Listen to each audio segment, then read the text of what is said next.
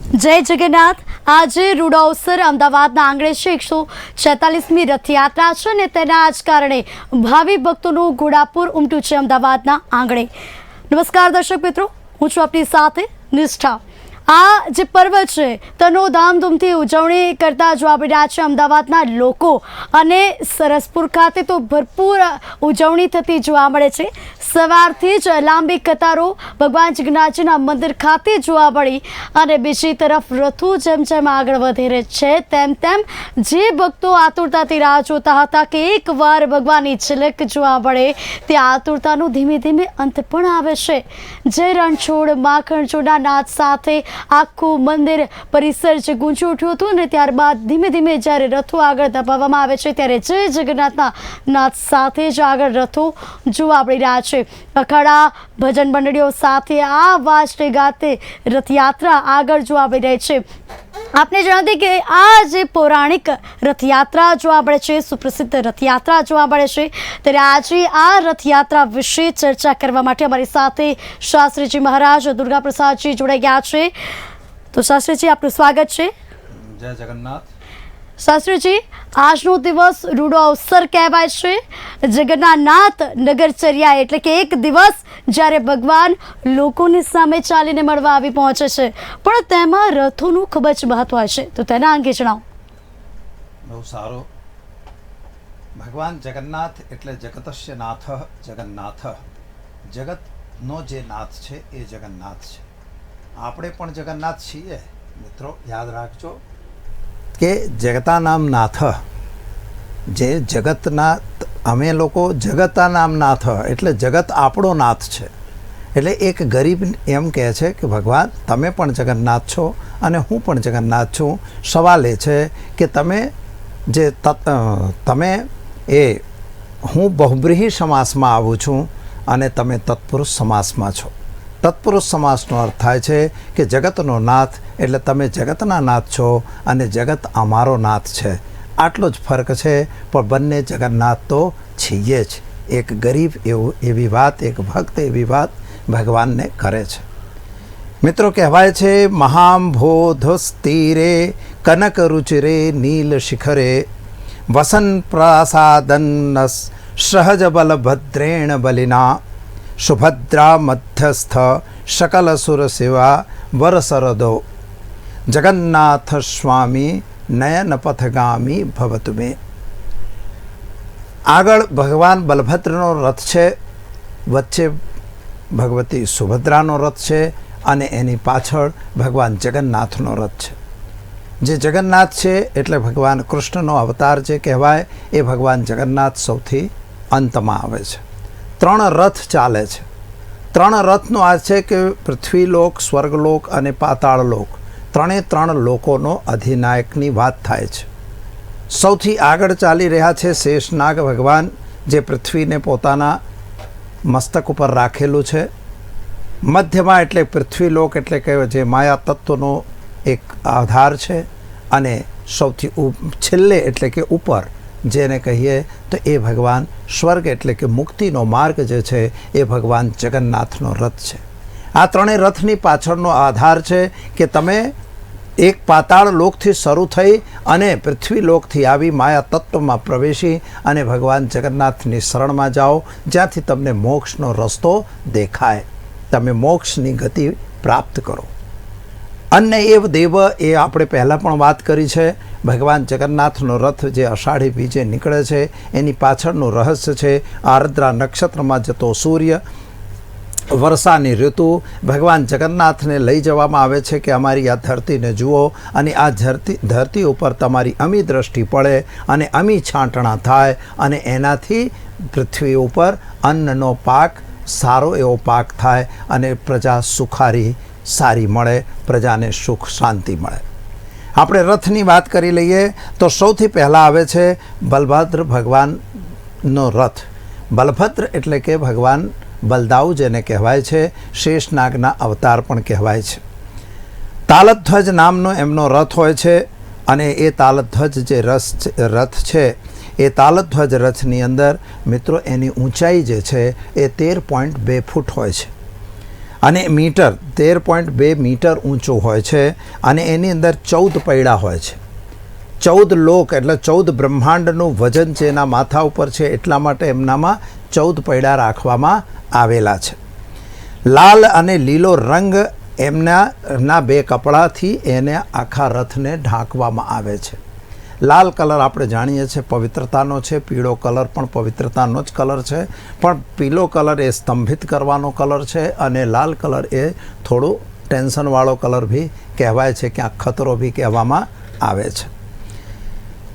763 લાકડા એ રથની અંદર લગાવવામાં આવે છે અને એની અંદર રક્ષક કરનારા જે છે દેવતામાં વાસુદેવ ભગવાન અને તેનો જે સારથી છે એ મતાલી હોય છે.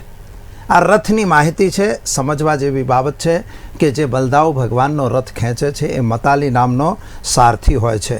એના ધ્વજ જે છે એ ધ્વજ બી એના ઉપર હોય છે અને 4 ઘોડા હોય છે, જે ઘોડાઓનો કલર કાળા કલરનો આપવામાં આવેલો છે અને ચિત્રા એની અંદર જે દોરો હોય છે તો એની અંદર સ્વર્ણ ધ્વજા બી હોય છે, એટલે સ્વર્ણથી એની અંદર 2 પડખી આપવામાં આવે છે જે એને રક્ષક તરીકે ઓળખવામાં આવે છે.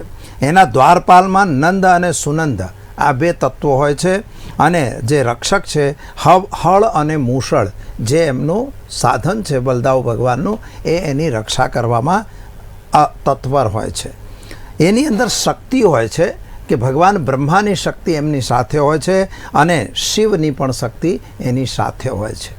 એટલે જ્યારે બલદાવ ભગવાનનો રથ ચાલે છે તે સિમ્પલ રથ નથી, દેવતાઓનો રથ છે, એની અંદર આ વસ્તુ જરૂરી છે. જે દોરડ્યો હોય છે અને જેને ખેંચવાનો રસ છે, જે દોરડું વપરાય છે એને વાસુકી નાગ કહેવાય છે, કારણ કે પોતે શેષ નાગ છે.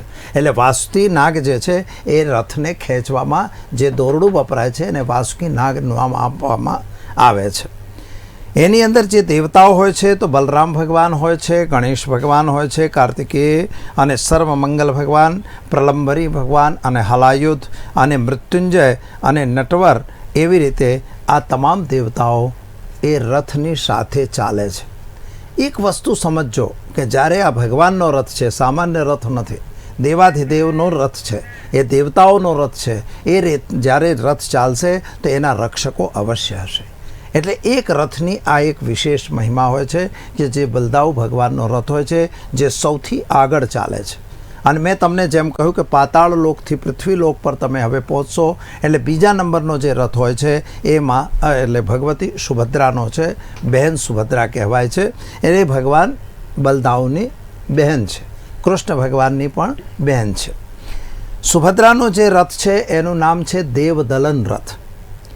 દેવદલન રથને બીજું કહેવાય છે દર્પ દલન રથ પણ કહેવાય છે. દર્પ એટલે અહંકાર, આને પૃથ્વી જોડે એટલા માટે એને પદ્મધ્વજ પણ કહેવામાં આવે છે કે એ રથનું નામ 3 નામ છે. હવે એની અંદર શું દેવદલન એટલે દેવતાઓનું વધ, એટલે દેવદલન દેવતાઓ એની સાથે રહે છે. અને દર્પદલન એટલે અહંકાર, પૃથ્વીના લોકોમાં અહંકાર હોય છે, માટે આ જે માં ભગવતી સુભદ્રા છે એ સુભદ્રાનું જે રથ છે એ દર્પદલનના નામથી ઓળખાય છે. પદ્મધ્વજ પણ એને કહેવામાં આવે છે. અને એ મેં તમને પહેલાં કહ્યું માયા તત્વ છે. પૃથ્વી ઉપર માયા હોય એટલે અહીં અહંકાર હોય. સ્વર્ગને કે તમારે મોક્ષની વાત થાય ત્યાં અહંકાર હોતો નથી, એટલે અહીંયા પૃથ્વી પર અહંકાર છે. જ્યાં માં ભગવતી સુભદ્રા છે ત્યાં ખરેખર અહંકાર હોય છે. એનો જે રથ છે 12.9 મીટર ઊંચું હોય છે. 12 પૈડાનો રથ છે. 12 એટલે દિવસ અને રાત, 12 કલાક દિવસના હોય, 12 કલાક રાતના હોય, એ રીતે 12 કલાકમાં એને વિભાજિત કરવામાં આવે છે. જે આપણે જો જ્યોતિષ પ્રમાણે જુઓ તો દિવસના 12 કલાક અને રાતના 12 કલાક, એ પ્રમાણે એને પ્રકૃતિ તરીકે ઓળખાયો. સવાર પડી સાંજ પડી એટલે પ્રકૃતિ જેમ બદલાય છે એમ સુભદ્રાનો અર્થ થયો પૃથ્વી તત્વ ઉપર એમની સ્થિતિ હોય છે. લાલ અને કાળા વસ્ત્રથી એનો જે રથ છે એને ઢાંકવામાં આવતો હોય છે. 593 લાકડા એની અંદર વાપરવામાં આવે છે. રક્ષક છે માં ભગવતી જય દુર્ગા હોય છે. પછી જે છે એ સારથી એનો અર્જુન છે. દ્વારપાલમાં ગંગા અને યમુના આ 2 એના દ્વારપાલ હોય છે. ધ્વજ એનું નંદિકા નામનું ધ્વજ હોય છે. રક્ષક જે છે પદ્મ અને કલ્હાર આ બે જણા એના રક્ષક હોય છે, શસ્ત્રો હોય છે. શક્તિ, એમના શસ્ત્રો કયા છે? તો શક્તિ એટલે ત્રિશૂલ, ચક્ર, પછી ભુવનેશ્વરી માતા સુભદ્રાજી, અને એને 4 ઘોડા હોય છે. લાલ રંગના નામના રેચિકા, મોચિકા, જીતા અને અપરાજિતા, આ પ્રમાણે એના 4 ઘોડાઓ હોય છે.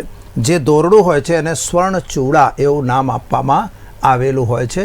એ દોરડા વડે ખેંચવામાં આવે છે. સુભદ્રાના રથના રક્ષકો એટલે સહાયકો કોણ મદદ કરે છે? તો મદદ કરવામાં ચંડી, ચામુંડા, ઉસ્વરા, નવદુર્ગા, વારાહી, શ્યામાશ્રી, કાળી, મંગલા અને બિમલા, આ દેવીઓ આ રથની રક્ષા કરે છે. એટલે પૃથ્વીની અંદર કુળદેવીઓની વિશેષતા હોય છે, અને કુળદેવીઓનું પૂજનનો વિશેષ એટલા માટે જ મહત્ત્વ રાખવામાં આવેલું છે. જે ઋષુ હોય છે એ ભૃગુ, સુપર્ણા, વજ્ર, મનુ અને ધ્રુવ, ઉલ્કઈ, એ ઋષિઓ માતા ભગવતીના જે ધ્વજ છે, રથ છે, એ રથની અંદર વિરાજમાન હોય છે. જ્યારે બલદાવ ભગવાનના રથની અંદર અંગિરા, પુલત્સ, પુલક અને અસલી અને મુગ્દલ, અત્રિ વગેરે ઋષિઓ ત્યાં બેઠે છે. હવે સૌથી પાછળનો રથ એટલે કે જે મુક્તિનો માર્ગ છે, કારણ કે જગન્નાથની શરણમાં જો જશો તો તમને મુક્તિ મળશે. એટલા માટે ભગવાન શિવ કહે છે કે વિષ્ણુ પદમ વાંછતમ, હું પણ વિષ્ણુના પદની ઈચ્છા રાખું છું. શા માટે? કારણ કે મોક્ષની ગતિ આપવાનું કામ માત્ર ને માત્ર ભગવાન વિષ્ણુ પાસે છે, અને જે ભગવાન જગન્નાથ છે. જગન્નાથ ભગવાનના રથની વાત કરી લઈએ તો એને ગરુડધ્વજ નામનો રથ કહેવામાં આવે છે, કપિધ્વજ રથ પણ કહેવામાં આવે છે, અને નંદી ઘોષનું નામ પણ એ રથને આપવામાં આવે છે. એટલે આ 3 નામથી ભગવાન જગન્નાથનો રથ ઓળખાય છે. ખાસ કરીને એની અંદર 16 પૈડા હોય, જે 16 પૈડા હોય છે, અને 13 મીટર ઊંચો આ રથ હોય છે. એટલે ખરેખર આ રથ જે છે બધા કરતાં ઊંચો હોય છે. એટલે આ રથ 13 મીટર ઊંચો હોય છે, અને આની અંદર લાલ અને પીળા રંગના કપડાથી અને વાદળી કલરના કપડાથી એને ઢાંકવામાં આવતો હોય છે. 1100 મીટરનું કપડું આ રથમાં વાપરવામાં આવે છે. જી, તો શાસ્ત્રીજી આગળ રથ અંગે તો ચર્ચા કરીશું, પરંતુ અત્યારે અમારા સંવાદદાતા રવિન્દ્ર ભદુરિયા સીધા જ જોડાઈ ગયા છે સરસપુરથી. તો રવિન્દ્ર, અત્યારે કેવો માહોલ છે સરસપુર ખાતે? ભાવિક ભક્તો શું જણાવી રહ્યા છે આ વખતની રથયાત્રાને લઈને?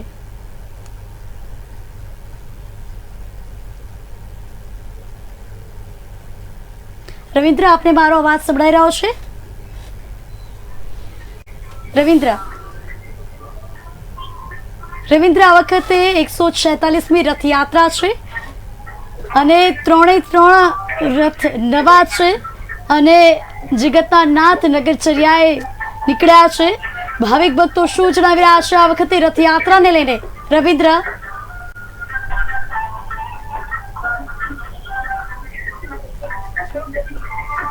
જી રવિન્દ્ર, આપને મારો અવાજ સંભળાઈ રહ્યો છે?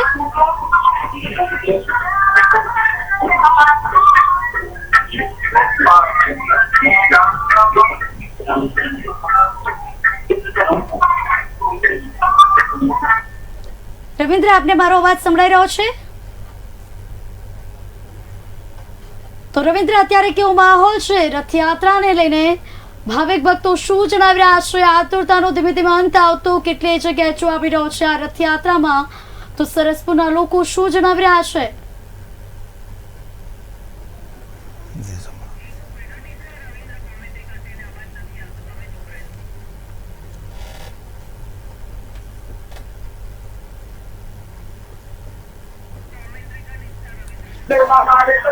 જમાલપુર જગન્નાથ મંદિરથી મુખ્યમંત્રી ભૂપેન્દ્ર પટેલે રથયાત્રાનો પ્રારંભ કરાવ્યો છે. ત્યારે ત્યાંથી ભગવાન જગન્નાથ અને ભાઈ બલરામ અને બહેન સુભદ્રાના જે રથ છે તે નીકળી ચૂક્યા છે. ત્યારે આપણે ભગવાનના જે મોઢા છે તે મામાના ઘર છે ત્યાં આવી પહોંચ્યા છે. તમે પાછળના જે દ્રશ્યો છે તે જોઈ શકો છો.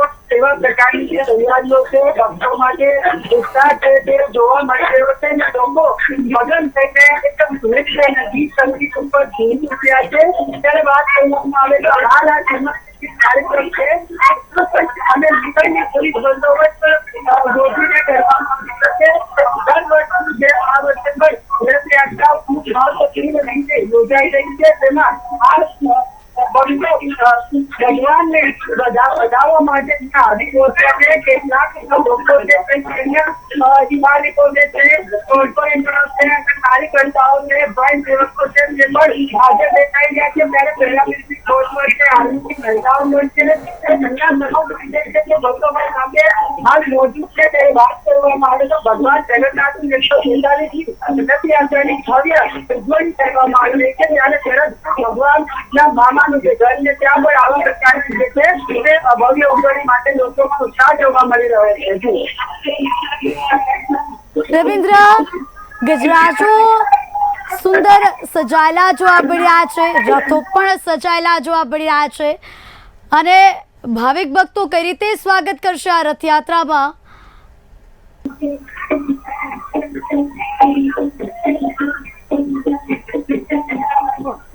કઈ રીતે આવકારશે જ્યારે જગતના નાથ રથયાત્રા એ છે, અને આપને જણાવી દે કે સામે ચાલીને દર્શન આપવા નીકળ્યા છે જગતના નાથ.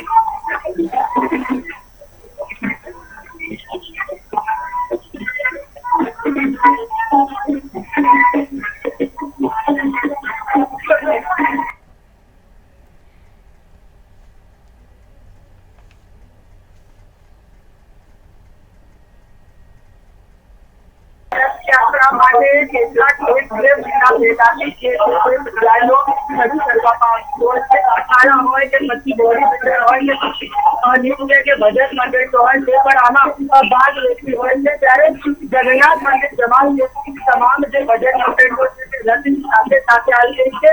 નિત્ય પ્રેમ છે અને ભજન છે, સંગીત સારું છે, તે પણ હાલ પેટ સાથે જોડાયા છે. અને મોસાળમાં જે માહોલ સર્જાયો છે તેમાં અનેક જે ભક્તો છે તે પણ સંગીતના તાલે નાચી રહ્યા છે, ઘૂમી રહ્યા છે, ભગવાનને સજાવવા માટે અહીંયા આવી પહોંચ્યા છે. દર વર્ષ તેમ આ વર્ષે પણ અહીંયા ભક્તોમાં ભારે ઉત્સાહ જોવા મળી રહ્યો છે. ભગવાન જગન્નાથ સંપૂર્ણ તૈયારીઓ સાથે આજે ચોક્કસ પોલીસ બંદોબસ્ત ફોર્મદાર હોય કે કેવી બહાર સાથે જોવા મળ્યા છે. જગન્નાથ રથયાત્રા છે તેનો એક ભાગ અમદાવાદની જે રથયાત્રા છે તેમાં જોવા મળી રહ્યો છે. ભારે સંખ્યામાં જે છે ભક્તો પણ જોવા મળી રહ્યા છે. તમામ સરસપુર મોઢા થી ભગવાન જગન્નાથની રથયાત્રાને વધાવવા માટે તમામ ઘરો જે છે, તમામ લોકો છે તે રોજ ભગવાનના રથયાત્રા દર્શન કરવા માટે ઉમટી પડ્યા છે. તો રવિન્દ્ર, મોસાળમાં ભક્તો માટે કયા પ્રકારનો પ્રસાદ તૈયાર કરાયો છે?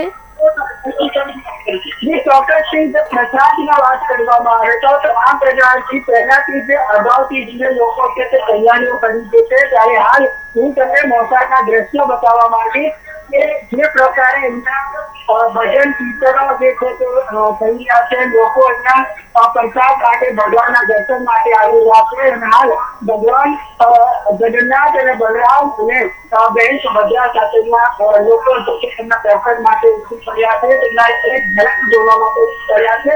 અને આ સમગ્ર માની છે ભજન મંડળીઓ છે તે આજે ભજન મંડળીઓ ભગવાનનું ધ્યાન કરી સમગ્ર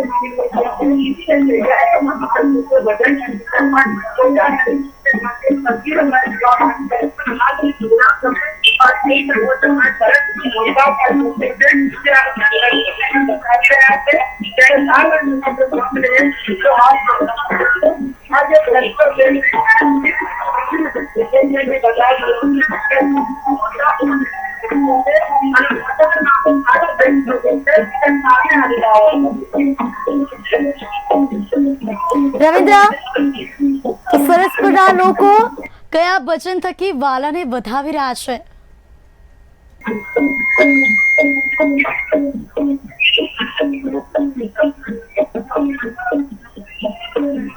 રવિન્દ્ર, સરસપુર ખાતે જે ભજન મંડળીઓ છે તો કયા પ્રકારના ભજનો ગાઈ રહ્યા છે જેમાં વાલાને વધાવતા જોવા મળી રહ્યા છે?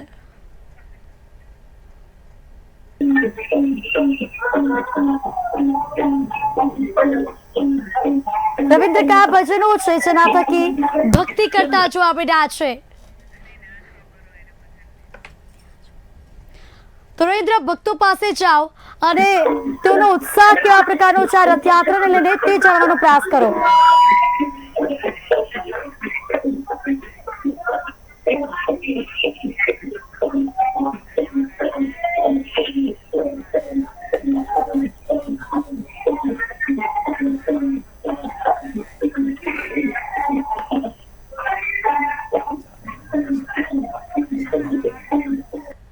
સુરેન્દ્ર, આભાર સમગ્ર માહિતી આપવા બદલ. તો જય જગન્નાથ નાથ સાથે ભક્તિમય વાતાવરણ જોવા મળી રહ્યું છે. અલગ અલગ રીતે ભગવાનને વધાવતા જોવા મળી રહ્યા છે. કલાસીઓ સાથે રથયાત્રા જોવા મળી રહી છે. આ વખતે 146મી રથયાત્રા છે અને આ વખતે નવા રથોમાં રંગે ચંગે રથયાત્રા નીકળી છે અને તેમાં ઠેર ઠેર ભાવિ ભક્તોનું ઘોડાપુર ઉમટ્યું છે. કારણ કે આ રથયાત્રા એક રૂડો અવસર છે, પાવન પર્વ જોવા મળી રહ્યો છે અને તેના જ કારણે અમદાવાદમાં જે આતુરતા જોવા મળી રહી છે અને જય જગન્નાથ ઠેર ઠેર શબ્દ સાંભળવામાં આવી રહ્યો છે. તો ઢોલ નગારાના સાથે જ રથયાત્રા નીકળી છે. વાજતે ગાજતે અખાડા સહિત અનેક લોકો ઉપસ્થિત છે. અનોખી આ રથયાત્રા છે, પૌરાણિક અને સુપ્રસિદ્ધ રથયાત્રા છે.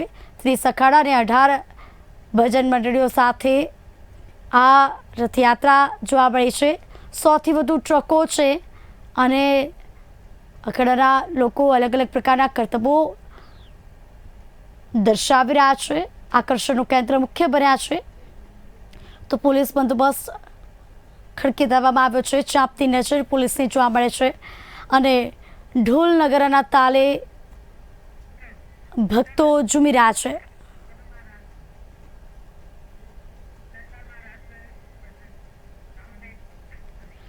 તો હાથીઘોડા સાથે આ રથયાત્રા આગળ જોવા મળી રહી છે. તો મહારાજ, આ વખતની રથયાત્રા ખૂબ જ વિશેષ જોવા મળી છે અને તેમાં 72 વર્ષ બાદ નવા રથો જોવા મળ્યા છે. ભાવિ ભક્તો ખૂબ જ ઉત્સાહમાં આવી પહોંચ્યા છે. આપ રથ અંગે જણાવતા હતા, દરેક રથમાં આ વખતે શું વિશેષતા જણાઈ આવી છે? રથની અંદર મેં તમને કહ્યું કે ભગવાન જગન્નાથનો જે રથ હોય છે એની માહિતી તો આપણે આપી. એની અંદર ઘોડાઓ હોય છે જેનું નામ શંખ, વાલવાહક, શ્વેત અને હરિદર્શક હોય છે. શંખ સુદર્શન અને સારથી શંખચૂડ નામના નાગનો જે દોરડું હોય છે એ દોરડા વડે એ રથને ખેંચવામાં આવે છે. નારદ, દેવલ, વ્યાસ, શુક્ર, પારાશર વગેરે ઋષિઓ એ રથની અંદર બેસે છે અને વારાહ, સુદર્શન, ગર્ધર્વ, નરસિંહ અને રામ, કૃષ્ણ તેમજ ત્રિવિક્રમ, હનુમાન વગેરે રથના જે દેવતાઓ છે એ રહે છે. ભગવાનના રથની અંદર આ તમામનું આવાહન કરવામાં આવે છે. આ તમામ દેવતાઓને ત્યાં બેસાડવામાં આવે છે. કારણ કે જગતનો નાથ જ્યારે ચાલતો હોય તો એ જગતનો નાથ એ સામાન્ય ન હોઈ શકે અને એટલા માટે કહે છે હાથી ઘોડા પાલ કી જય કનૈયા લાલ કી.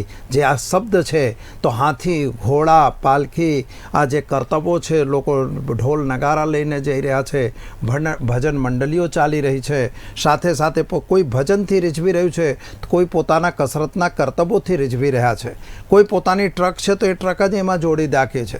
હજારો કિલો મગ અને એની અંદર જાંબુ કે કેરીનો પ્રસાદ ત્યાં આપવામાં આવે છે. દરેકે દરેક ભક્તોને એ પ્રસાદ આપવામાં આવે છે. પ્રસાદ મહત્ત્વની વસ્તુ છે કારણ કે પ્રસાદમ મહત્ પુણ્યકમ.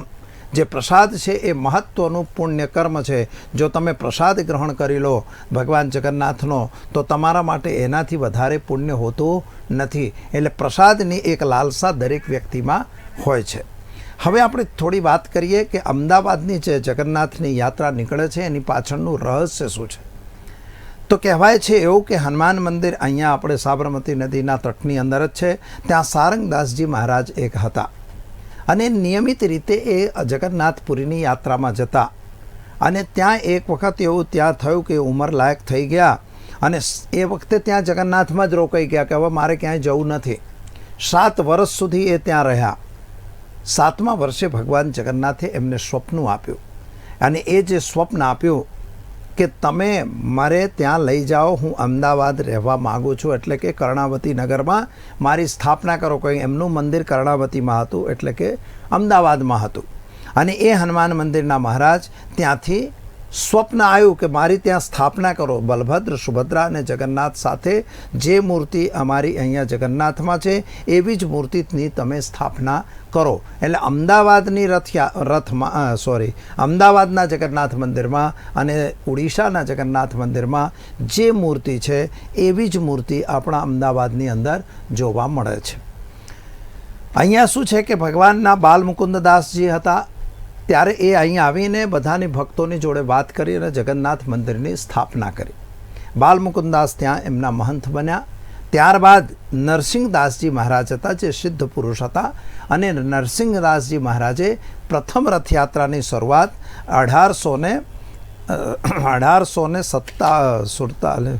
1878માં પ્રથમ રથયાત્રા અમદાવાદમાં શરૂ કરવામાં આવી. ખરેખર આ રથયાત્રા પહેલાં કાલુપુર થઈ અને પોતાના મંદિરે જતી હતી, પણ બીજા વર્ષે વાસુદેવદાસજી મહારાજ સરસપુરના છે. આપણી રથયાત્રા સરસપુર કેમ જાય છે એનું આ કારણ છે કે રથયાત્રામાં વાસુદેવદાસજી મહારાજ ત્યાં રણછોડજી મંદિર છે અને એ જે મહંત સ્વામી હતા એમણે અને નરસિંહદાસનો સંબંધ સારો, એટલે એમણે કહ્યું કે ભાઈ તમારા ભગવાન, તમારા કનૈયાને તમે અહીં લાવો છો તો જરા અમારા સરસપુર સુધી તમે લાવો અને એને મોસાળનો લાભ આપો, કારણ કે જે ગુડિચ્ચામાં છે એટલે કે સૌરાષ્ટ્ર જે ઉડીશામાં રથયાત્રા છે એ જગન્નાથ મંદિરથી ગુડિચ્ચા મંદિરે જાય છે. ગુડિચ્ચા મંદિરમાં ગુડિચા દેવીનું મંદિર છે. ગુડિચ્ચા દેવી એટલે રાજા ઇન્દ્રદુમ્નના જે પત્ની હતા એનું પિયર કહેવાય. એટલે એ ત્યાં લઈ જતા અને આજે બી ત્યાં જાય છે અને 10 દિવસ ત્યાં રથ રોકાય છે અને ત્યારબાદ એ પાછું પોતાના નિજ મંદિરમાં આવે છે. અહીંયા પણ એ જ પરંપરા થઈ, પણ અહીં થોડી પરંપરામાં શું થયું કે એ જે મંદિરમાં રથયાત્રા થઈ 15 દિવસ પહેલાં ભગવાન પોતાની રત્નવેદી પરથી ત્યાં એમની મૂર્તિ જે છે એ જે એમની જે કલેવર છે એ કલેવર જે છે એકચ્યુઅલી ત્યાં જતો હોય છે ગુડિચ્ચા મંદિરમાં. એ જ રીતે આપણા અહીંનું મંદિર જે છે અહીંની પણ રત્નવેદી ખાલી થઈ જાય છે. ત્યાં ભગવાનને એમ કે ભાઈ મોસાળમાં ગયા છે એવું કહેવામાં આવે છે કે એ મોસાળ લઈ જવામાં આવે છે. ત્યારથી આ પરંપરા થઈ કે સરસપુર મંદિર જાય. સરસપુરની જે જનતા છે તે એણે પોતાના જેટલા માણસો આવે છે, આશ્ચર્યની વસ્તુ તો ના કહેવાય, પણ બધા લોકો દરેક પોળ જે ભી તમારા લાડુ છે, પૂરી છે, શાક છે, જે ભી બનાવવાનું છે ભોજન, જે રીતે રાજભોગ તૈયાર કરવામાં આવે છે દરેક પોળના લોકો સ્વયંસેવકની રીતે એમાં કોઈની જોડે એ પોતે આપસમાં પોતાનો ફાળો ઉઘરાવે અલગ વસ્તુ છે, પણ દરેક પોળ પોતાની રીતે બનાવી અને આવનાર તમામ ભક્તોને ત્યાં ભોજન આજે પણ આપવામાં આવે છે. જે પરંપરા ખરેખર નરસિંહદાસજી મહારાજ જ્યારે સરસપુર રથયાત્રા લઈ ગયા અને ત્યાં થોડો વિસામો લે છે, ત્યાં કરી અને પછી ભગવાનને પહેરામણી વગેરે કરી અને એનું શું કહેવાય, એને આપણે મામેરું જે કહેવાય એ રીતે મામેરા એટલે ભાણો આવ્યો હોય તો ભાણાને આપણે જે રીતે સ્વાગત સન્માન કરીએ એ રીતે એના વસ્ત્રથી, દાગીનાથી અને જુદી રીતે એને ઉત્સવથી એને વધાવવામાં આવે છે. અને ત્યાંથી પાછી રથયાત્રા ચાલી અને શાહપુર થઈ અને પછી ઘીંકાંટા થઈ પોતાના નિજ મંદિરમાં અમદાવાદની રથયાત્રા જાય છે, જે અત્યારે 144 વર્ષથી 146મી રથયાત્રા છે. બીજા વર્ષ પછી આ પ્રક્રિયા શરૂ થઈ એટલે ત્યાં સરસપુરની અંદર એ રથયાત્રા જવા લાગી અને એમાં હાથી, ઘોડા, પાલકી તો આપણે જોઈ જ રહ્યા છીએ, ભજન મંડળીઓ હોય છે. ભગવાન જગન્નાથનો એક અનેરો મહિમા કહેવાય અને એ મહિમા ખરેખર અનંત અને અનાદિ છે, કારણ કે ભગવાન જગન્નાથ પોતે અનંત અનાદિ, એ અનંત છે, અનાદિ છે, અજાયા છે. એવા ભગવાનનો કોઈ આપણે એમ ન કહી શકીએ કે કશું થાય. રથારૂઢો ગચ્છન પથિ મિલિત ભૂદેવ પટલે સ્તુતિ પ્રાદુર્ભાવમ અપ્રતિપદમ સુપકન્યમ સદસ્ય દયા સિંધુર્બંધુ સકલ જગતામ સિંધુ સુતાયા જગન્નાથ સ્વામી નયન પથગામી ભવતુ મે. કહેવાય છે કે રથારૂઢો ભગવાન, રથ ઉપર આરૂઢ થઈને ભગવાન જે છે એ પથિ મિલિત એ પથ ઉપર એટલે કે રસ્તા ઉપર ચાલતા હોય છે અને ભૂદેવ પટલે જે બ્રાહ્મણો છે એ વેદ મંત્રોનો આવાહન કરતા હોય છે, વેદ મંત્રોની સ્તુતિ ચાલતી હોય છે, વેદ મંત્રોના પાઠ થતા હોય છે. ભક્ત લોકો પોતાની ભક્તિના સંગીતથી ભગવાનને વધાવે છે. જે અખાડા વીરો છે એ અખાડાથી ભગવાનને વધાવે છે, પોતાના કર્તવ્યોથી ભગવાનને વધાવે છે. જનતાને પણ આનંદ મળે છે. અને જે રીતે હોય અને બધા સાધુ સંતો એની રથની સાથે ભગવાનની સાથે આરૂઢ થઈ અને જગતની અંદર જાય છે અને ભગવાનને પ્રાર્થના કરે છે કે અમારા પર તમારી અમી દ્રષ્ટિ જરા વરસાવો. તો શાસ્ત્રીજી, અમી દ્રષ્ટિની જો વાત આવે તો કૃષ્ણ ભગવાન માટે એક સુંદર ભજન લખાયું છે, અમી ભરેલી નજરો રાખો મેવાડના ઠાકુરજી. અને જ્યારે કૃષ્ણ ભગવાનની વાત આવે તો અલગ અલગ તેઓના નામ જોવા મળે છે. ક્યારે દ્વારકાનાથ કહેવાય છે, કાળિયો ઠાકોર કહેવાય છે, જગતનો નાથ કહેવાય છે. અલગ અલગ નામો તેમના જોવા મળે છે અને તેના આધીન ભક્તિમાં વધારેમાં વધારે રસ જોવા મળતો હોય છે ભક્તોને પણ. જો વાત કરીએ કૃષ્ણ ભગવાનની લીલાઓની, તો આપને શું લાગે છે કે કૃષ્ણ ભગવાને જે લીલાઓ કરી હતી તેના થકી આજે પણ તે લીલાઓને યાદ કરવામાં આવે છે, તે અંગે જણાવો. ભગવાન કૃષ્ણની લીલાની વાત છે અને અહીંયા જગન્નાથ ભગવાનની વાત છે. કૃષ્ણ અને એ જ ભગવાન જગન્નાથ છે. તો જગતના નાથની જે લીલાઓ છે તો ખરેખર આ સંસાર જ એની લીલા કહેવાય. એ જ પોતે બધા કરતા પણ છે, સ્વયં તિષ્ઠત, સ્વયં પોતે જ બનાવે છે, પોતે જ બગાડે છે અને પોતે જ બધું કરતા ધરતા છે. એ કહે છે કે બધું જે કરી રહ્યો છું એ હું જ છું. તમે જે કંઈ કદાચ ભૂતની સેવા કરો છો તો પણ તમે મારી સેવા કરો છો, તમે કોઈને ગાળો દો છો તો પણ મને ગાળો દઈ રહ્યા છો, કોઈનો વખાણ કરો છો તો પણ મને મારા વખાણ કરો છો. એટલે જગતની અંદર જે બી ક્રિયા થતી હોય તો ન વય પ્રાથ્યમ રાજ્યમ ન ચ કનક માણેક્ય વિભવમ ન ચ ચારે રમ્યામ અનિખિલ જનકાયામ વરવધુમ સદા કાલે કાલે પ્રથમ પતિના ગીત ચરિતો જગન્નાથ સ્વામી નયન પથગામી ભવતુ મેં. ભગવાન જગન્નાથ કહે છે કે જે બી તમે કરી રહ્યા છો, જે બી ચમક દમક તમારી છે એ તમામ છે. એ પછી એમના પ્રસંગો હોય કે કંસનો વધ કર્યો હોય, કારાગારની અંદર પોતે મુક્તિ આપી હોય, પોતાના માતા પિતાને કહ્યું છે જો તમે બીતા હો તો ચિંતા નહીં, હું તો બીતો નથી. દરવાજા ખુલી જાય છે અને એમને પોતે કહે છે, પોતે સલાહ આપે છે કે મને તમે વૃંદાવનમાં મૂકી દો. વૃંદાવનની અંદર સકટ જે આવે છે, વાવાઝોડું આવે છે, સુપૂતના આવે છે, પૂતનાને મારવાની વાત હોય કે પછી સકટાસુરને મારવાની વાત હોય કે નાના નાના જ્યાં બી તમે જુઓ, કાલિંદીમાં જઈને કાળિયા નાથને વધવાનું એટલે નાથવાની વાત હોય કે ઝેરી કુંડની અંદર પોતે કૂદી જતા હોય છે. એ સામાન્ય વસ્તુ નથી પણ એ કરતા હોય છે. પછી ગોવર્ધન ધારી અને ગોવર્ધનનાથ કહેવાય તો એને ગોવર્ધન ધારણ કરેલી છે. 16 કલાઓથી યુક્ત છે, કારણ કે ભગવાન કૃષ્ણ જે છે એ ચંદ્રવંશમાં થયા. ચંદ્રની જેમ 16 કળાઓ હોય છે એમ ભગવાન શ્રી કૃષ્ણની 16 કળાઓ છે. એવા 16 કળાઓથી સંપૂર્ણ એવા ભગવાન કૃષ્ણ એ જે જુદી જુદી લીલાઓ કરી, ગોપીઓ સાથે પ્રેમ હતો. અને એ ગોપીઓ એટલે લોકો કહે છે કે ભાઈ રાધા અને કૃષ્ણ. તો રાધા અને કૃષ્ણ એટલે તમે જે સામાન્ય સમજતા હો તે વાહિયાત વાત છે. કૃષ્ણનો અર્થ થાય છે તમારી અંદર રહેલો પરમાત્મા અને રાધાનો અર્થ થાય છે તમારી આત્મા. આત્મા અને પરમાત્માનો સંયોગ એ જ કહેવાય રાધા કૃષ્ણ. એવું નહીં કે રાધા કોઈ છોકરી હતી, ભગવાન એની પાછળ હતા, એ વાત વાહિયાત છે. પરંતુ રાધા એટલે ભગવાન કૃષ્ણ નહીં, પરંતુ તમારી આત્મા. આત્મા અને પરમાત્મા જુદા ન હોઈ શકે. ગોપીઓનો અર્થ થાય છે કે જે 16,000 ઋચાઓ, વેદની ઋચાઓ છે, એ ઋચાઓ જ ગોપીઓ કહેવાય. એ ઋચાઓ બધી ભગવાન કૃષ્ણની સંલગ્ન કહેવાય. કારણ કે જ્યારે દેવાધિદેવ, જ્યારે ભગવાન અવતરણ લેતા હોય છે ત્યારે તમે સમજો કે તમામ દેવતાઓ એની સાથે આવતા હોય છે અને એમાં ગોપીઓ પણ એની અંદર જ આવી. એ જે વેદની ઋચાઓ છે એ જ ગોપી સ્વરૂપ હતું. છેલ્લે ભગવાન જ્યારે દ્વારકા જાય છે તો ગોપીઓને છોડી દે છે. એટલે ગોપી તળાવની વાત તમે સાંભળી તો જાણતા જશો. એટલે ત્યાં પણ એ ગોપીઓ પોતે મરી જતી હોય છે. મરી જતી નથી કોઈ, પણ એ ત્યાં એની વેદ પરંપરા પોતાની મુક્ત કરી દે છે કે હવે બરાબર છે, અમારો કામ પૂરું થયું, અમે તો ભગવાન રાજ્ય કરશે, પોતાનું વિદાય લેશે. પાંડવોની વાત હોય તો પાંડવોને વિજય અપાવવું એટલે વગર શસ્ત્ર અસ્ત્રે પોતે વિજય અપાવ્યો. એટલે એ શક્તિ કોની હોઈ શકે? અને અહમ બ્રહ્માસ્મિ, હું જ બ્રહ્મ છું, હું જ બધું કરી શકું છું, એવું કહેવાની શક્તિ કોઈની ન હતી હોય. એ માત્ર ને માત્ર ભગવાન જગન્નાથની છે કે જે એમ કહી શકે કે હું જ શક્તિશાળી છું, હું જ કરી શકું છું. અને મામ એકમ શરણ બ્રજા, માત્ર મારી શરણમાં આવો, એવું એવી કહેવાની શક્તિ જે છે માત્ર ને માત્ર ભગવાન કૃષ્ણમાં છે. એટલા માટે એને લીલાધર પણ કહેવામાં આવે છે. જગદાધાર તો છે જ, પરંતુ લીલાધર પણ ભગવાન કૃષ્ણ એટલા માટે કહેવાયા છે. એટલે જગન્નાથ જે ભગવાન છે એ જગન્નાથ ભગવાન કૃષ્ણનું હૃદય કહેવાય.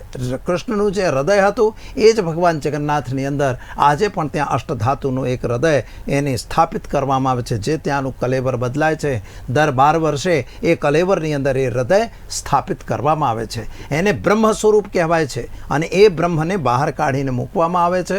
અને એ જે જે ભી બ્રાહ્મણ, એવું કહેવાય છે કે જે ભી એનો પૂજારી કે બ્રાહ્મણ જે એને હાથમાં લે, જો દ્રષ્ટિ પડે તો એનું મૃત્યુ થાય છે.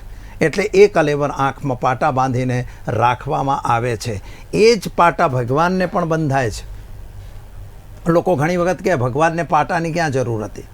પણ ભગવાનને પાટા બાંધવાની જરૂર એટલા માટે હતી કે ભગવાન જો કદાચ એકદમ એકાએક કોઈ દ્રષ્ટિ કરી દેશે તો એ દ્રષ્ટિ નુકસાન પણ કરી શકે છે. ભગવાનની દ્રષ્ટિની સામે તમે જઈ શકો નહીં. માટે ભગવાનને જ્યારે જે પહિંદ વિધિ થાય એની પહેલાં એને પાટાના નેત્રાંજન કરવામાં આવે છે. નેત્રાંજનની વિધિ કરી એના પાટા ખોલવામાં આવે છે, જેથી કરીને લોકો ઉપર અમી દ્રષ્ટિ પડી શકે. એકાએકની જો દ્રષ્ટિ ભગવાનની પડશે તો એ દ્રષ્ટિ ખરેખર નુકસાન ન કરે, એટલા માટે આ કરવામાં આવતું હોય છે. ભગવાનની લીલાઓની અંદર એ નટખટ હતા. એને નટખટ કહેવામાં આવતા, કારણ કે ભગવાન કૃષ્ણ કોઈની માખણ ચોરી લીધું પોતે જ બંધાઈ ગયા. અને જ્યારે બાંધવામાં આવ્યું તો હું તો બંધાયેલો છું, તમે ક્યાં છો? યશોદાને હેરાન કરે છે. પરંતુ મિત્રો, જ્યારે માટી ખાય છે, યશોદા કહે છે તે માટી ખાધી, મોઢું ખોલે છે, 14 બ્રહ્માંડના દર્શન કરાવે છે. એટલે ત્યાં માતાને એમ થયું કે આ શું થયું? એટલે એક વખત પોતે એમ કહે છે, 14 બ્રહ્માંડનું વજન બતાવે છે, વિશ્વરૂપના દર્શન કરાવે છે. અર્જુનને પણ વિશ્વરૂપના દર્શન કરાવ્યા. યુદ્ધમાં અર્જુનને સમજાવે કે તમે લડો. આવી શક્તિ હતી કે ભાઈ જે યુદ્ધ કરના, धर्म के लिए युद्ध करना भी धर्म है. धर्म के लिए भाई को, कदाच ભાઈ તમારો ગુનો કરતો હોય, દુર્યોધને ગુનો કર્યો, એનો ભાગ આપ્યો નહીં, ભાગ તો આપવો જોઈએ, એને ભાગ ન આપ્યો, માટે ભગવાન કૃષ્ણ એને વધ કરાવે છે કે નહીં, એની જરૂર નથી. કારણ કે જે બીજાનો ભાગ, બીજાનો હક, બીજા ઉપર અત્યાચાર, બીજા ઉપર અનાચાર કરી શકતો હોય તો એવા વ્યક્તિની જરૂર દુનિયામાં નથી, એવું ભગવાન કૃષ્ણ પોતે કહે છે. એટલે એ માટે એ લીલાધર પણ છે, વિશ્વાધાર પણ છે, એ જગતનો આધાર પણ પોતે બને છે. અને એ પોતે આધાર છે જ, કારણ કે શેષનાગને પૃથ્વી ઉપર ધારણ કરી અને જગતને અત્યારે બી રક્ષા આપી રહ્યા છે, તો એ ભગવાન કૃષ્ણ છે. અને કહેવાય છે કે રાત્રે જે શયન કરે છે ભગવાન દ્વારકામાં કરે છે, અને એ બેટ દ્વારકાની અંદર એમનું શયન કુટીર કહેવાય છે અને અત્યારે છે જ, તમે જાણો જ છો. અને દ્વારકાધીશ ત્યાં રાજગાદી પર બેસે છે અને સવારે સ્નાન કરવા રામેશ્વરમ પહોંચે છે, ધ્યાન ધરવા માટે બદ્રીનારાયણ પહોંચે છે અને ભોજન લેવા માટે જગન્નાથપુરી જાય છે. અને ત્યાંથી પાછા રાત્રે એ આવે છે. આખા ભારતને ચારે દિશાથી 4 બંધન કરી પોતે 4 જે મઠ છે, જે 4 દિશાઓ છે, ચારે 4 દિશાથી ભારત વર્ષનું જે રક્ષણ કરી રહ્યા છે એ ભગવાન પોતે જગન્નાથ છે. એ જ ભગવાન કૃષ્ણ છે. એને જ કનૈયો કહો કે પછી એને નટવરલાલ કહો, જે તમારે કહેવું હોય તમે કહી શકો છો. ભક્તો પ્રિયો માધવ ન વિભક્તિ પ્રિયો. ભગવાન ભક્તને આધીન છે. નરસિંહ મહેતા હોય કે પછી મીરાબાઈ હોય, સૂરદાસ હોય, દરેકની સાથે ભગવાન છે. રસખાન હોય તો રસખાનની કવિતાઓની અંદર ભગવાન રસખાનને પણ મદદ કરેલી જ છે. એટલે દરેક જગ્યાએ ભગવાને ભક્તોની સાથે એના ઉપર કૃપા કરી છે. અને ભગવાનની કૃપા અમારા સર્વ દર્શકો પર બની રહે અને સર્વ દર્શકોને કલ્યાણ થાય. અને આ રથયાત્રાની અંદર તમને દરેકને એક આનંદ મળે અને આ રથનો આ લાભ લો, ભગવાનના દર્શનનો લાભ લો. કારણ કે કહેવાયું છે કે દર્શનસ્ય મહત્પુણ્યમ પવિત્રમ પાપનાશનમ. ભગવાનનું દર્શન કરો છો તો તમારા તમામ પાપોનો નાશ થાય છે. તો શાસ્ત્રીજી, ઓરિસ્સા પુરી ખાતે પણ આ રથયાત્રાનું આયોજન કરાય છે અને અમદાવાદમાં પણ આ પ્રકારે રથયાત્રાનું આયોજન કરાય છે. વર્ષો જૂની આ પરંપરા છે. બંને રથયાત્રામાં શું વિવિધતા જોવા મળે છે? બંને રથયાત્રાઓની અંદર મેઇન વસ્તુ છે, ઓડિશાની રથયાત્રામાં જે પહિંદ વિધિ કરાય છે એ ત્યાંના રાજા કરે છે. જે રાજ પરિવાર છે આજે પણ એ લોકો સોનાના ઝાડુથી ભગવાનને રથમાં લઈ જતી વખતે એને પહિંદ વિધિ કરવામાં આવે છે. પહેલો આ ડિફરન્સ છે. આપણે અહીંયા મુખ્યમંત્રી કરે છે, એટલે મુખ્યમંત્રી એ કોઈ રાજા નથી, પરંતુ એને રાજા માનવામાં આવે છે. એટલે આપણે અહીંયા લોકશાહીની પરંપરા પ્રમાણે એ કરાય છે, એટલે અહીંનો કોઈ રાજ પરિવારને એ અર્થ મળતો નથી. બીજો બંને વચ્ચે તફાવત છે, ત્યાંનું રથ દર વર્ષે નવો રથ બને છે. આપણે અહીંયા દર વર્ષે એ રથને રંગરોદાન કરીને બનાવવા, આ વર્ષે નવો રથ બનાવ્યો છે, બહુ સરસ કહેવાય. એટલે એ પણ એ આ દર વર્ષે બનતો નથી. ત્રીજી વસ્તુ, ત્યાંની અંદર પણ નાળિયેરીથી જ એ રથને ખેંચવામાં આવે છે, દોરડાથી, અને અહીંયા પણ લોકો જ એ દોરડાથી ખેંચે છે. અમદાવાદના રથને જે દોરડાથી ખેંચવામાં આવે છે એ ખરેખર નાળિયેરીનું જે દોરડું બનાવે છે એ ભરૂચના ખલાસીઓ બનાવે છે. કારણ કે એક બેન હતા ગોમતીબાઈ કરીને, એમણે આ પ્રાર્થના ભગવાન નરસિંહદાસ મહારાજ નરસિંહદાસને કરેલી કે મારા દીકરાઓને આ હક આપો, અને એ હક અત્યારે બી આપણા અમદાવાદમાં મળેલો છે. અને એ ખલાસીઓ જ આ રથને પહેલાં ખેંચે છે, પછી બધા હાથ લગાવે છે, પણ મેન પહેલો ભાગ એમનો આવે છે. જગન્નાથપુરીની યાત્રામાં એ જઈને ભગવાન અત્યારે 10 દિવસ ત્યાં રોકાશે અને પછી પાછા આવશે. જ્યારે અહીંયાની જે નિયમ છે આ રથયાત્રામાં, અહીંયા ભગવાન બપોરે મોસાળ જઈ અને સાંજે પાછા આવે છે. ત્યાં મોસાળમાં 15 દિવસનો વાસ, ત્યાં 10 દિવસ ત્યાં વાસ કરી અને પછી આવતા હોય છે. એટલે આટલો આમ સામાન્ય તફાવત કહેવાય. અને રથયાત્રાનો રથ જે છે એ ત્યાંનો રથ વધારે ઊંચો છે, આપણા અહીંના રથો થોડા નાના છે, પણ એ રથમાં કોઈ ફેર ન કહેવાય. બંને રથ એ રથ જ કહેવાય. અને બધે ભક્તોનો ઘોડાપૂર આવે જ છે, ત્યાં પણ આવે છે. ત્યાં પણ અહીંયા ટ્રકોની એવી લાઈનો લગાવવામાં આવે છે, ત્યાં એવી કોઈ લાઈન લાગતી નથી. આ સામાન્ય એ બંને રથો વચ્ચે તફાવત છે. આપણે રથયાત્રા અંગે ઘણી બધી ચર્ચા કરી રહ્યા છે, તો શાસ્ત્રીજી રથયાત્રાના ઇતિહાસ અંગે જણાવો, કથા જણાવો મારા દર્શક મિત્રોને. કથા માટે તો પહેલાં પણ વાત થઈ ચૂકી છે. એક સામાન્ય રીતે ઇન્દ્રદુમ્ન નામના રાજાને જે હતા એમણે ભગવાનને સ્વપ્ન આવ્યું. એ નીલમાધવ ભગવાનને શોધવા માટે ગયા અને વિદ્યાપતિ નામનો સૈનિક ત્યાં જાય છે અને એની લીલાવતી છોકરી સાથે લગ્ન કરી અને ત્યાં ભગવાનનો ભાળ મેળવી અને પોતે આવે છે. જ્યારે એ આંખે પાટા બાંધીને એને લઈ ગયા તો રાઈના દાણા નાખે છે. અને જ્યારે પોતાના રાજાને ત્યાં આવે છે, રાજાને લઈને ત્યાં જાય છે, નીલમાધવ પર્વતમાં, એટલે રાઈના દાણા ઉપર આવી ગયા હતા, પીળા ફૂલ હતા, એ જોઈને રસ્તો એને મળી જાય છે. ત્યાં પહોંચતાની સાથે રાજા આક્રમણ કરે છે અને ત્યાં એ આખો જે પહાડ છે નીલમાધવનો, એ પહાડ જે છે એ જમીનમાં ધસી જાય છે, ધડાકા થાય છે. અને જે સરદાર પેશવાવસુ સરદારને પૂરી દેવામાં આવે છે કે તમે મૂર્તિને ગાયબ કરી. ત્યારે ભગવાનનો સપનું આવે છે કે ખરેખર એવું નથી, એને છોડી મૂકો અને તમે સમુદ્રમાં લાકડું છે એને તમે લાવીને એની મૂર્તિ બનાવો. એ લાકડું કોઈ ઉચકી શકતું નથી.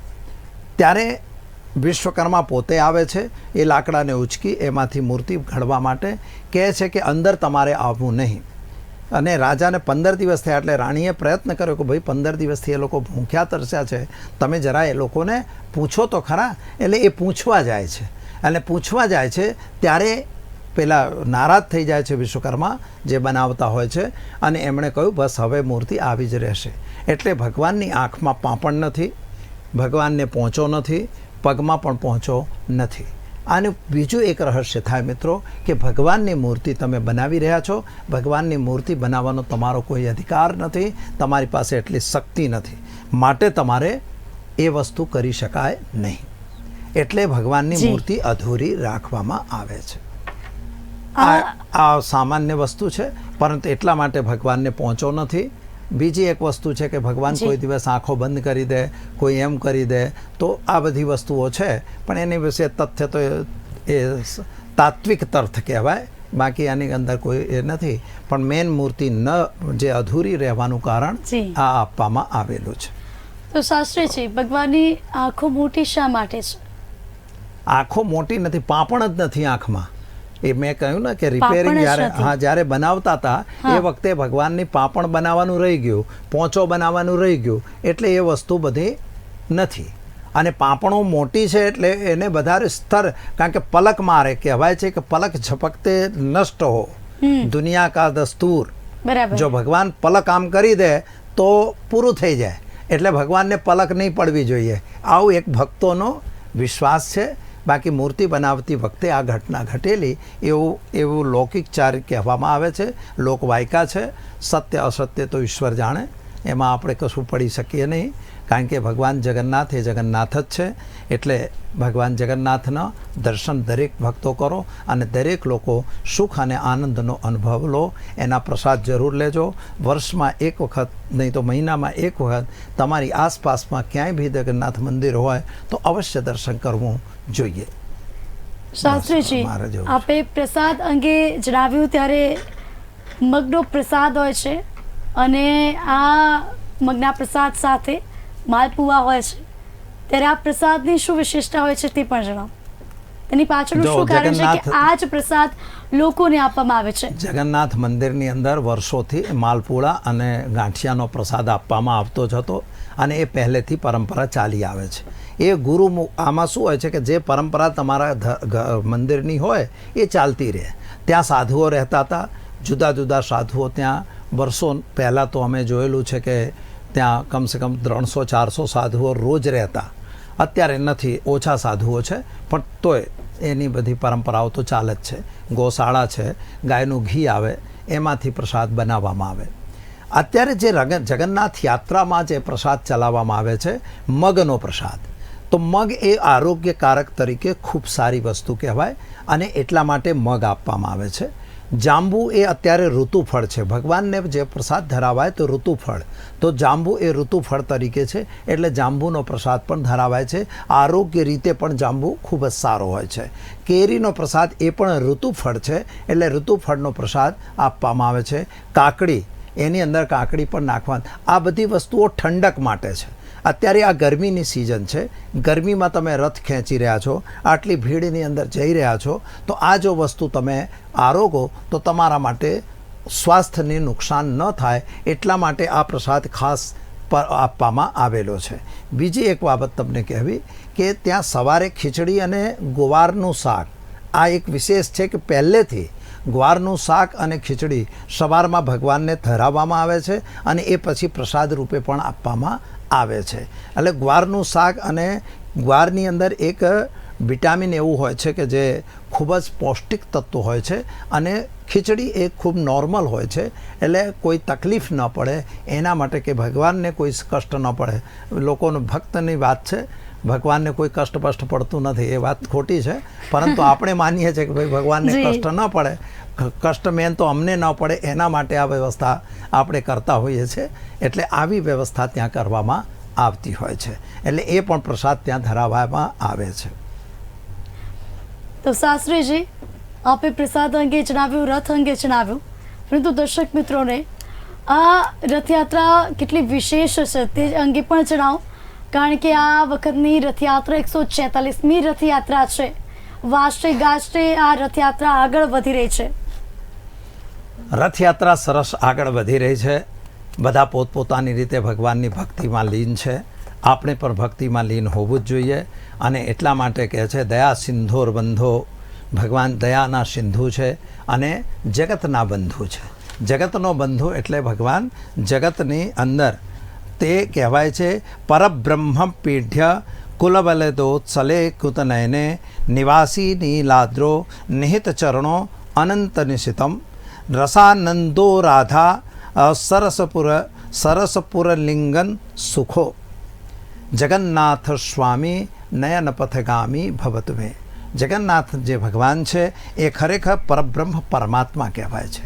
પરબ્રહ્મ કોને કહેવાય? તો પરબ્રહ્મ એક એવી વસ્તુ છે કે જેને ખરેખર દેવતાઓથી મતલબ નથી. એક જ દેવ હોય, એક શક્તિ હોય, એક આદ્ય જગત શક્તિ કહેવાય છે. એ ભગવાન જગન્નાથ એ આદ્ય શક્તિમાં પ્રથમ છે. એટલે ભગવાન જે જગન્નાથ છે એ પરબ્રહ્મ પરમાત્મા કહેવાય. આખું જગત જે છે એની અંદર જ લીન છે. એટલે વિશ્વરૂપ જે ભગવાને બતાવેલું અર્જુનને અથવા તો માતા માતાને બતાવેલું હતું, એટલે એ જે યશોદાને એ જે વિશ્વરૂપ બતાવ્યું હતું એ વિશ્વરૂપ વગેરેની અંદર જ ભગવાને કહી દીધું કે તમામ વસ્તુ મારી અંદર છે. જે મારામાં છે એ બીજે ક્યાંય નથી, અને જે ક્યાંય છે એ બધું મારામાં છે, એવું ભગવાનનું કહેવાનો અર્થ જ થયો. એટલા માટે ભગવાન જગન્નાથ જે છે એ પરબ્રહ્મ પરમાત્મા કહેવાય છે. અને એટલા માટે ભગવાન જગન્નાથને આપણે દર્શન કરવું જોઈએ. દર્શનસ્ય મહત્પુણ્યમ પવિત્રમ પાપનાશનમ. જય જગન્નાથ. તો શાસ્ત્રીજી, આપનો ખૂબ ખૂબ આભાર, આપે માહિતી આપી તે બદલ. દર્શક મિત્રો, અમદાવાદના આંગણે જ્યારે રૂડો અવસર અને તેમાં આ રથયાત્રા ખૂબ જ વિશેષ જોવા રહે છે. અમારી સાથે આપ સંકળાયેલા રહેજો. KTV ન્યૂઝ ગુજરાતીની ટીવી સ્ક્રીન પર આપ જે દ્રશ્યો જોઈ રહ્યા છો તે રથયાત્રાના છે. આજે દિવસભર રથયાત્રાના કવરેજ આપને જોવા મળશે. અને મુખ્ય તો એ કારણ કે આપ જો રથયાત્રા જોવા નથી જઈ શકતા તો આપના માટે KTV ન્યૂઝ ગુજરાતી આ રથયાત્રાનું મહાકવરેજ સમગ્ર વિગત આપને ટીવી સ્ક્રીન પર દર્શાવી રહ્યું છે. આ લાઈવ દ્રશ્યો છે. ધીમે ધીમે રથો આગળ વધી રહ્યા છે અને વાજતે ગાજતે આ રથયાત્રા આગળ વધી રહી છે. સોનેરો અવસર અમદાવાદના આંગણે જ્યારે જોવા મળે ત્યારે આ રથયાત્રાને લઈને ઘણો બધો ઉત્સાહ જોવા મળી રહ્યો છે. આજે અષાઢી બીજ છે અને અષાઢી બીજ મંગળવારનો દિવસ, 20મી તારીખ. દેશભરમાંથી અનેક લોકો આ રથયાત્રાને નિહાળવા માટે આવી પહોંચ્યા છે. જગતના નાથ ભગવાન જગન્નાથ જ્યારે નગરચર્યાએ નીકળ્યા છે. પૂરી રથયાત્રા બાદ જો દેશમાં રથયાત્રા પ્રખ્યાત હોય તો તે છે બીજા નંબરની અમદાવાદની રથયાત્રા પ્રખ્યાત ગણાય છે. રથયાત્રા જમાલપુર પગથિયાથી આગળ વધી કોર્પોરેશન પહોંચી ભગવાનના દર્શન કરવા માટે ભાવિક ભક્તોનો જમાવડો જોવા મળી રહ્યો છે. બીજી તરફ ખાડિયા વિસ્તાર અને કોર્પોરેશન બહાર લોકો આતુરતાથી ભગવાનના આગમનની રાહ પણ જોતા હતા. એક બાદ એક આતુરતાનો અંત આવતો જોવા મળી રહ્યો છે, કારણ કે આ રથયાત્રા એકતાનો સુર પણ વહેતો થઈ ગયેલો જોવા મળે છે. મુસ્લિમ સમાજના લોકો પણ ભગવાનને આવકારો આપી રહ્યા છે. તો આ રૂડા અવસરમાં મુસ્લિમ ભાઈ બંધુઓ પણ જોડાયેલા જોવા મળી રહ્યા છે. અનેક યુવક મંડળ, ક્લબ અને પ્રસાદના ટ્રકો સાથે રથયાત્રા આગળ વધી રહી છે. ટ્રકમાં બાળકોથી માંડીને વડીલો સુધી સૌ કોઈ ઉપસ્થિત છે. ભક્તો ભક્તિમાં લીન થયેલા જોવા મળી રહ્યા છે. મગનો પ્રસાદ આપવામાં આવી રહ્યો છે, જાંબુનો પણ પ્રસાદ આપવામાં આવી રહ્યો છે, કાકડીનો પણ પ્રસાદ આપવામાં આવી રહ્યો છે. આજે સવારના સમયથી મંગળા આરતી થઈ હતી અત્યાર સુધીમાં જે ભક્તોની જે ભક્તિ છે તેનો અંત આવતો નથી, કારણ કે અવિરતપણે તેઓની જે ભક્તિની ગંગા છે તે વહેતી જતી જોવા મળી રહે છે. કારણ કે આ રથયાત્રા ખૂબ જ વિશેષ જણાઈ આવે છે. 72 વર્ષ બાદ ભગવાન જ્યારે નગરચર્યાએ નવા રથોમાં બિરાજમાન થયા છે ત્યારે રથોની સાથે ભગવાનને જે શણગાર કરવામાં આવ્યો છે તે પણ નિહાળવાનો એક લાવો હોય છે. અને ભગવાનનો આશીર્વાદ લેવા માટે તલવડાટ જોવા મળી રહ્યો છે ભક્તોમાં. આપ ટીવી સ્ક્રીન પર જે કર્તવ્યો કરતા અખાડાના લોકો જોવા મળી રહ્યા હતા, તેઓ દિવસભર મહેનત કરતા હતા અને આજના દિવસને લઈને રાહ પણ જોવા મળતા હતા. અને આજનો આ દિવસ પણ આવી પહોંચ્યો. ધીમે ધીમે રથ આગળ ધપાવવામાં આવી રહ્યા છે. ભગવાન જગન્નાથ, ભાઈ બલભદ્ર અને બહેન સુભદ્રાજીનો રથ ધીમે ધીમે આગળ વધી રહ્યો છે. તો કર્તવ્યો કરતા જોવા મળી રહ્યા છે અખાડાના લોકો અને આકર્ષણનું કેન્દ્ર પણ છે તે જ. તો આ રથયાત્રા ખૂબ જ વિશેષ. સવારના 4 વાગ્યાની આસપાસ મંગળા આરતી અને ત્યારથી અત્યાર સુધી આખું અમદાવાદ હિલોળે ચડ્યું છે. દર્શન માટે ભક્તોની પડાપડી થઈ રહી છે. રથયાત્રામાં 4 ચાંદ અને નયનરમ્ય દ્રશ્યો સર્જાઈ આવેલા છે, કારણ કે અષાઢી બીજનો આ તહેવાર છે. 146મી રથયાત્રા છે. નંદી ઘોષ રથ આગળ વધ્યો છે. ભગવાન જગન્નાથનો રથ તે આગળ વધ્યો છે. આ વખતે ડ્રોન કેમેરાથી નજર રાખવામાં આવી રહી છે. રથયાત્રામાં તમામ રીતે તૈયારીઓ કરવામાં આવી રહી હતી અને તે તૈયારીઓ પૂર્ણ થયા બાદ રથયાત્રાની રાહ જોવાતી હતી અને આ રથયાત્રા શરૂ પણ થઈ ચૂકી છે. ધીમે ધીમે જે રથયાત્રા આગળ વધે છે ત્યારે નાનાથી માંડીને સૌ કોઈ આ રથયાત્રામાં જોડાયા છે, કારણ કે આ ઐતિહાસિક રથયાત્રા છે.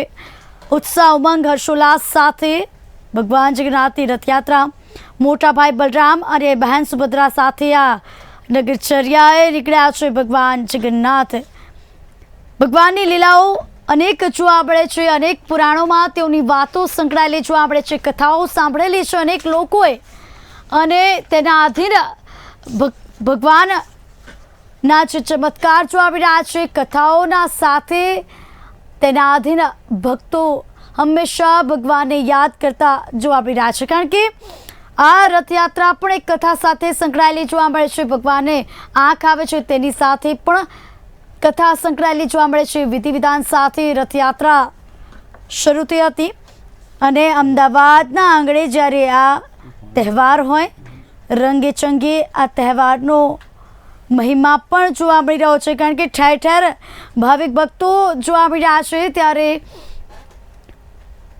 જય જગન્નાથનો નાદ ગુંજી ઉઠ્યો છે. પ્રેમ ભક્તિ જોવા મળી રહી છે, પ્રેમના સાગરમાં વહેતા જોવા મળી રહ્યા છે. આ ભક્તિનો માહોલ છવાયેલો જોવા મળ્યો છે સરસપુર ખાતે પણ અને ઠેર ઠેર જે પોળો છે તેમાં પણ તૈયારીઓ ભરપૂર કરવામાં આવે છે. ખલાસીઓ સાથે અનેક ભક્તો જોવા મળી રહ્યા છે. તો વાજતે ગાજતે આ રથયાત્રા જોવા મળી રહી છે. તો દર્શક મિત્રો, KTV ન્યૂઝ ગુજરાતીના સંગ આપ આ રથયાત્રા નિહાળી રહ્યા છો. આ રથયાત્રાનું મહાકવરેજ આપની ટીવી સ્ક્રીન પર, KTV ન્યૂઝ ગુજરાતીના ટીવી સ્ક્રીન પર આપ દ્રશ્યો નિહાળી રહ્યા છો. આજે અમદાવાદમાં ભગવાન જગન્નાથની 146મી રથયાત્રા છે. 72 વર્ષ બાદ નવા રથમાં ભગવાન જગન્નાથ બિરાજમાન થયા છે. ભગવાન જગન્નાથના રથનું નામ છે નંદી ઘોષ. બહેન સુભદ્રાજીના રથનું નામ છે દવદલાન અને જ્યારે ભાઈ બલરામ તાલધ્વજ રથમાં બિરાજમાન થયા છે ત્યારે આજનો દિવસ ભક્તિમય જોવા મળી રહ્યો છે, કારણ કે સવારથી માંડીને અત્યાર સુધી ઠેર ઠેર જય જગન્નાથ